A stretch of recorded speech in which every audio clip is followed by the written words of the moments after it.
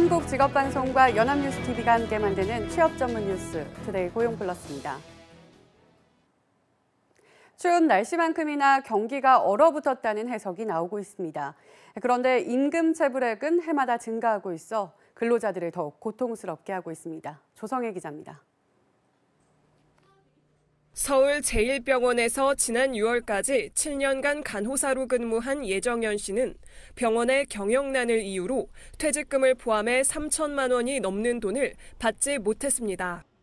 원래는 퇴직금을 바로 줄 수도 있다 이런 식으로 얘기를 했기 때문에 당연히 받을 줄 알았는데 바로 못 받으니까 당장 생계 유지를 위해서는 제가 쉬지도 못하고 바로 일을 해야 됐고. 건설 현장에서 석공 일용직으로 근무해온 이승훈 씨의 형편도 비슷합니다. 회사에서 다음 달 주겠다 해가지고 몇 달을 미루면서 강화번에 돈을 못 받게 됐어요. 소액으로 인건비 못 받은 게 한 6천 원 되는데요. 이게 자연적으로 포기가 되더라고요. 노동청에 신고해도 해결이 안 되고 왔다 갔다 일도 못하고 그러니까.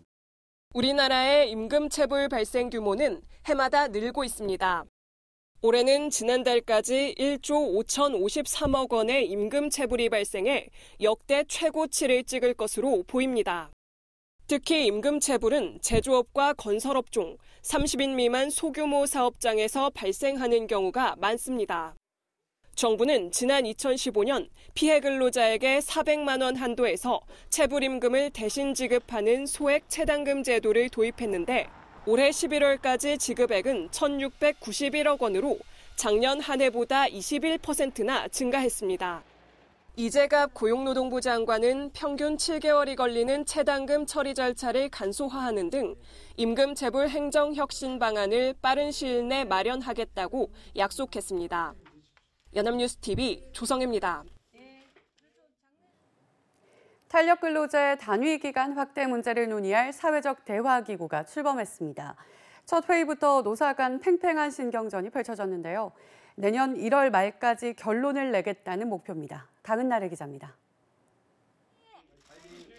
탄력 근로제 확대 문제를 논의할 경제사회노동위원회 산하 노동시간 제도 개선위원회가 출범했습니다. 파행 끝에 보름 만에 열린 첫 회의에서 노사위원들의 입장차는 여전했습니다. 근로자들의 건강권과 또 임금이 저하되는 이런 부분을 어떻게 보존을 해서 탄력 근로를 어떻게 해결을 해 나가느냐가 쟁점인 것 같습니다. 집중 근로의 집중 휴식이라는 개념입니다. 그래서 근로자의 권익과 근로자의 건강은 다 좋아집니다. 때맞춰 고용노동부의 탄력 근로제 활용 실태 조사 결과도 공개됐습니다. 전국 사업체 2천여 곳 가운데 탄력 근로제 도입 기업은 3.2%. 이들 기업 10곳 중 8곳은 연장 근로 시간에 별 변화가 없다고 답했고 94%는 임금 변화 또한 없다고 했습니다. 노동계의 우려와 상반되는 듯 보이지만 재계의 요구와 다소 배치되는 결과 역시 나왔습니다. 탄력 근로제 도입 기업 4곳 중 3곳이 현행 제도로 주 52시간제 대응이 가능하다고 봤고 단위 기간 확대가 필요하다는 응답은 3.5%에 불과했습니다. 정부와 국회가 내년 2월 관련 법 개정을 추진함에 따라 노동시간 개선위는 내년 1월 안에 노사정 간 접점을 찾겠다는 계획입니다. 연합뉴스TV 강은나래입니다. 우리나라 취업자 5명 중 1명은 자영업자입니다. 일본 등 다른 나라의 2배 수준인데 업계는 과당 경쟁으로 신음하고 있습니다. 정부가 어려운 상황에서도 빚을 갚아가는 자영업자들의 짐을 덜어주기로 했습니다. 이동훈 기자입니다. 6년 전 좀 더 좋은 상권을 찾아 식당 위치를 지금 자리로 옮긴 59살 박경식 씨. 약 2년 전부터 유동인구를 빨아들이는 블랙홀, 대형 상가가 들어서면서 임대료와 재료비 메우기에 급급해졌다고 말합니다. 물건값은 많이 오르는데 우리 식당 음식값은 또 못 올리고 있어요 지금. 그러니까 이제 그게 힘들죠. 재료값은 오르고 이 주위 상권들이 많이 좀 침체된 분위기예요 지금. 박 씨 같은 자영업자는 10월 기준 우리나라 취업자 560여만 명 중 20%로 미국, 유럽, 일본 등과 비교하면 많게는 3배 수준입니다. 진입장벽이 상대적으로 낮은 도소매업, 숙박요식업 등의 과당 경쟁이 심해지고 있습니다. 이처럼 벼랑 끝으로 몰리는 자영업자들이 늘자 정부가 대책을 내놨습니다. 우선 빚을 갚을 능력을 잃고도 갚아나가는 자영업자들을 선별해 채무를 줄여주는 채무조정 제도를 추진하고 있습니다. 이에 따라 지역신용보증기금이 갖고 있는 8,800억 원 규모의 자영업자 부실 채권을 정리할 계획입니다. 또 전통시장 등에 사용할 수 있는 지역상품권 등을 2022년까지 모두 18조 원 규모로 발행합니다. 내년에는 지역상품권을 올해보다 5배 이상 확대한 2조 원 규모로 발행할 수 있도록 이와 함께 온누리 상품권도 2022년까지 총 10조 원을 발행하여 아울러 소상공인 자영업기본법 제정 등을 약속하며 그간 지적되어 왔던 자영업 전반에 대한 실태 파악에도 힘쓰기로 했습니다. 연합뉴스TV 이동훈입니다. 가계부채가 실제 쓸 수 있는 돈을 의미하는 처분 가능 소득보다 2배 가까이 빠른 속도로 증가한 것으로 조사됐습니다. 세금 부담도 커졌는데 소득 분배 상황은 눈에 띄는 변화가 없었습니다. 이순국 기자의 보도입니다. 올해 3월 말 기준 가구당 평균 부채는 7,531만 원. 1년 전 7,099만 원보다 432만 원, 6.1% 늘었습니다. 이에 비해 2017년 한 해 동안 벌어들인 소득은 평균 5,705만 원으로 전년보다 4.1% 증가했고 세금이나 이자를 뺀 처분 가능 소득, 즉 자유롭게 쓸 수 있는 소득 증가율은 3.3%에 그쳤습니다. 부채 증가 속도가 소득의 1.48배, 처분 가능 소득보다는 2배 가까이 빨랐던 겁니다.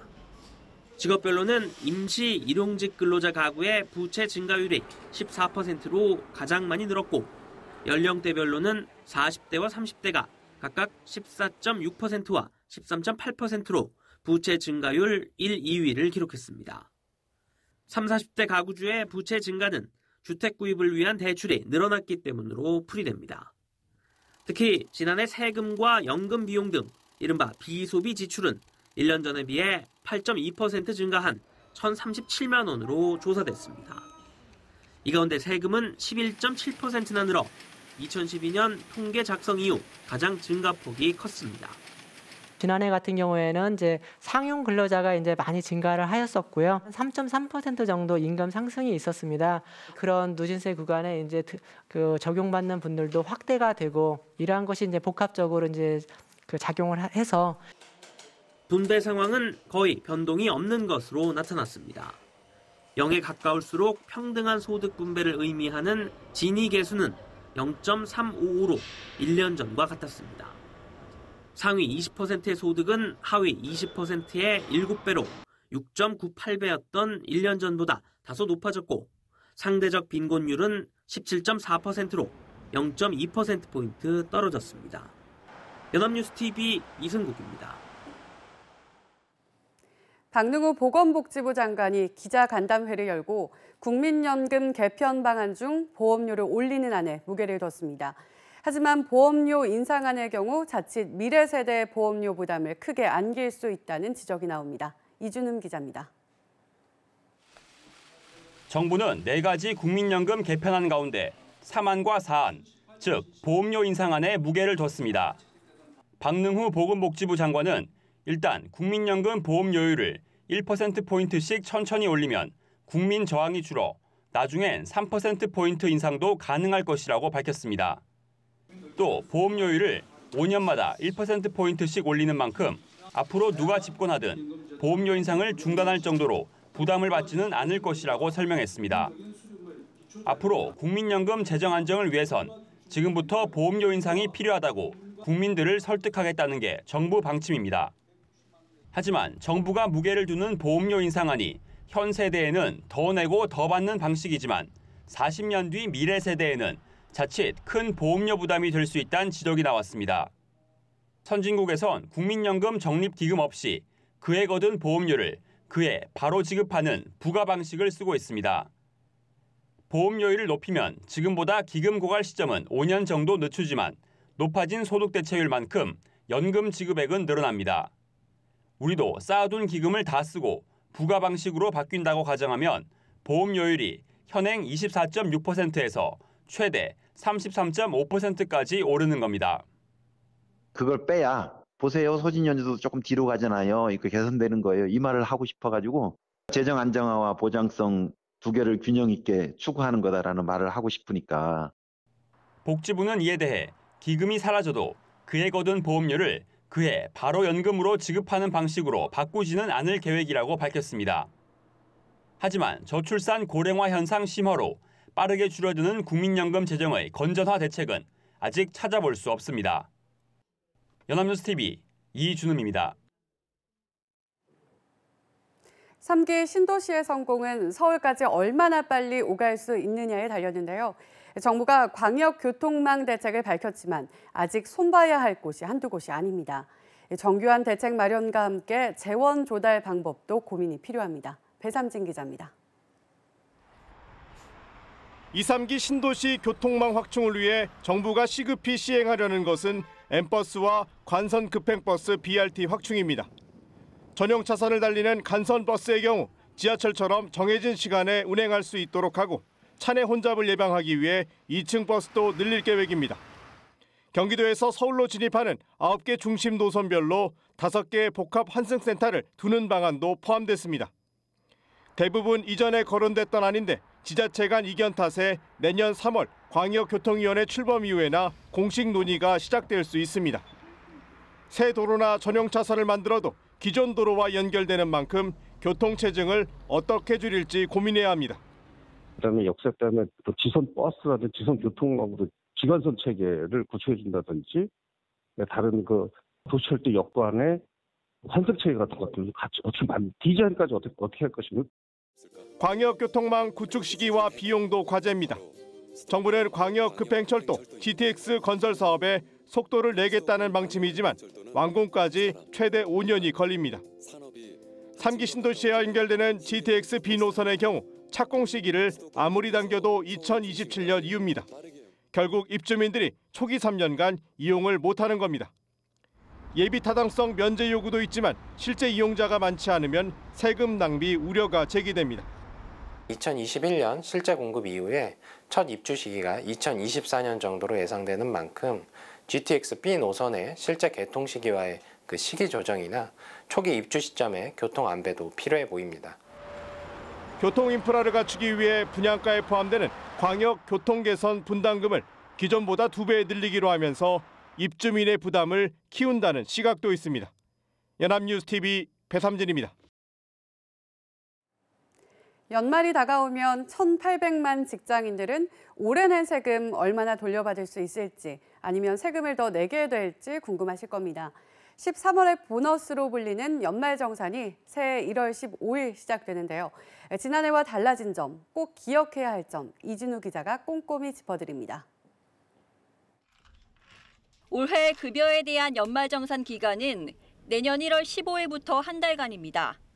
연말정산 간소화 서비스를 통해 의료비나 신용카드 사용액 등을 확인하고 신고할 수 있는데 이번부터는 스마트폰에서도 세액 계산 등 다양한 서비스를 받을 수 있습니다. 연말정산 핵심 키워드 100개를 선정하여 공제요건, 공제금액 등을 검색할 수 있는 서비스를 국세청 홈페이지에서 제공합니다. 이 서비스에 대부분 자료가 입력돼 있어 편리하지만 매년 공제 항목이나 공제율이 바뀔 수 있는 만큼 미리 따져볼 필요가 있습니다. 올해는 먼저 중소기업 청년 취업자들을 위한 소득세 감면 혜택이 늘었습니다. 지난해는 29살까지만 혜택을 받지만 올해는 34살까지로 늘었고 감면 기간은 취업 후 3년에서 5년으로 감면율도 90%로 높아졌습니다. 연소득 7천만 원 이하 직장인이라면 올해 7월 이후 책을 샀거나 공연을 볼 때 신용카드로 결제했어도 쓴 금액의 30%를 추가로 소득공제 받을 수 있게 된 것도 달라진 점입니다. 또 월세주택에 사는 연소득 5,500만 원 이하 근로자는 월세 세액 공제율이 10%에서 12%로 늘었습니다. 연말정산할 때 주의해야 할 점도 있습니다. 가족 중 1년에 100만 원 넘게 버는 사람은 부양가족 공제 대상이 아니어서 공제를 신청했다 적발되면 가산세를 물 수 있어 주의가 필요합니다. 맞벌이 부부가 자녀를, 형제자매가 부모님을 중복으로 공제받지 않는 것도 중요합니다. 1월 15일부터 간소화 자료를 이용한 국세청의 예상세 계산기 서비스가 열리면 돌려받거나 더 내야 할 세금이 얼마인지 미리 확인할 수 있습니다. 연합뉴스TV 이진우입니다.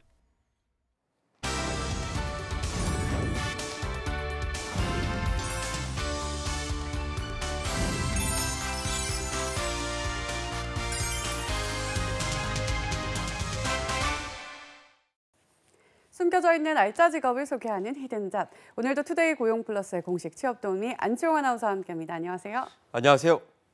히든잡 시간입니다. 이 도선사, 외환딜러, 판사, 세무사를 제치고 급여 만족도에서 1위를 얻은 직업이 있다고 합니다. 과연 어떤 직업일까요? 핫키워드에서 알아봅니다. 네, 도선사, 외환딜러, 판사, 세무사 모두 급여가 상당히 높은 직업들인데요. 그런데 이러한 직업들을 제치고 1위에 오른 직업이 있다니 어떤 직업인가요? 네, 바로 전기감리기술자입니다. 다소 생소하게 생각하시는 분들도 많을 텐데요. 전기감리기술자란 전기 관련 수용 설비를 보다 안전하게 유지하고 관리하기 위해 전기 설비의 설계부터 시공과 유지, 그리고 운용까지 감독하고 관리하는 전문가를 이야기합니다. 네, 전기 설비는 자칫 제대로 다루지 못하면 합선에 의한 정전뿐만 아니라 크게는 화재로까지 번질 수 있기 때문에 특히 조심히 다뤄야 하는 설비들이잖아요. 이 때문에 이러한 전기 설비를 보다 안전하게 설계하고 감독하는 전문가가 필요한 거군요.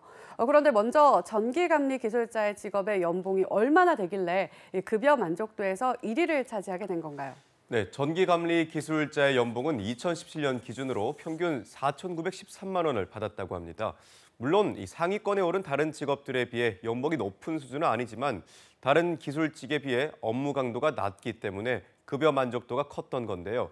이 때문에 수행 직무 만족도에서 이 목사, 외환딜러, 판사, 연료전지 개발자를 제치고 1위에 올랐다고 합니다. 그만큼 자신의 직업에 대해 상당히 만족하며 일을 하는 사람들이 많다는 뜻이죠. 네, 요즘 들어 특히 자신의 직업에 만족하는 경우가 줄어들고 있는데 전기감리 기술자는 이러한 점에서 큰 장점이 있는 직업인 것 같습니다. 그렇다면 전기감리 기술자는 구체적으로 어떤 일을 하게 되는 건가요? 네, 전기감리 기술자들의 일은 크게 전기감리 설계와 전기공사감리로 나누게 되는데요.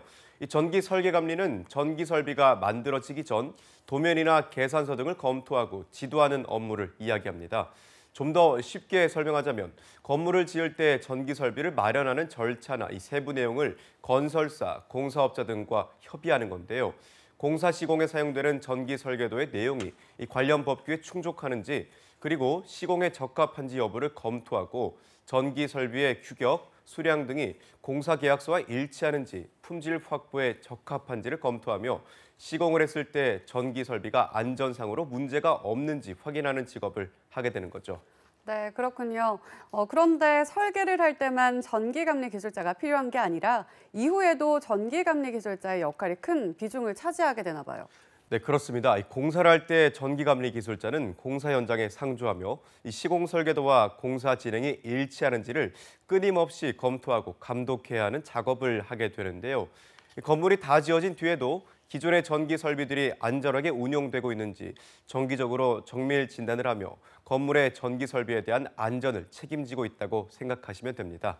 최근엔 시설물뿐만 아니라 일반 가정에서 태양열 시설과 축전기를 설치해서 소비자가 전기를 만들어 판매하는 방식이 증가하고 있기 때문에 이와 관련해서 전기감리 기술자를 찾는 일자리가 더욱 많아질 전망입니다.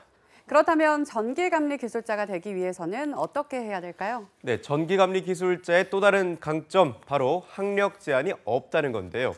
고등학교나 전문대만 졸업했다고 해도 실력만 있으면 전문가로 인정을 받을 수 있습니다. 하지만 전기감리 기술자가 되기 위해선 고등학교나 전문대학, 대학교에서 전기공학, 원자력공학 등을 전공하는 것이 유리한데요. 전기감리 기술자에게 반드시 필요한 자격증인 이 전기공사 분야 등의 기사나 산업기사, 기능사 국가기술 자격을 취득해야 하기 때문입니다. 전공자나 경력이 있는 경우라면 전기기사 및 전기공사기사에 바로 응시하시고, 비전공자라면 이 전기산업기사나 전기공사 산업기사에 응시하는 것이 좋은데요. 국가기술 자격증의 급수와 경력에 따라 이 감리원의 자격증도 초급, 중급, 고급, 또 특급으로 나뉘기 때문입니다. 처음부터 욕심을 내는 것은 추천드리지 않습니다만 기능사 자격증만 가지고 있을 경우 관련 경력이 6년 이상이어야만 초급 자격증을 얻을 수 있기 때문에 되도록 기사나 산업기사 자격증부터 준비하는 것이 좋습니다. 네, 고용이 불안정한 시대에 학력에 대한 편견이 없을 뿐더러 꾸준히 안정적인 일자리를 유지할 수 있다는 점이 전기감리 기술자의 가장 큰 장점이 아닐까 싶은데요. 전기공학에 대한 관심이 많거나 제2의 직업을 찾고 있는 분들께 오늘의 히든잡, 전기감리 기술자를 꼭 추천드리고 싶습니다. 지금까지 히든잡 안치홍 아나운서였습니다. 고맙습니다. 고맙습니다. 지금까지 투데이 고용플러스였습니다. 오늘 저희가 준비한 내용은 여기까지입니다. 함께해 주신 여러분 고맙습니다.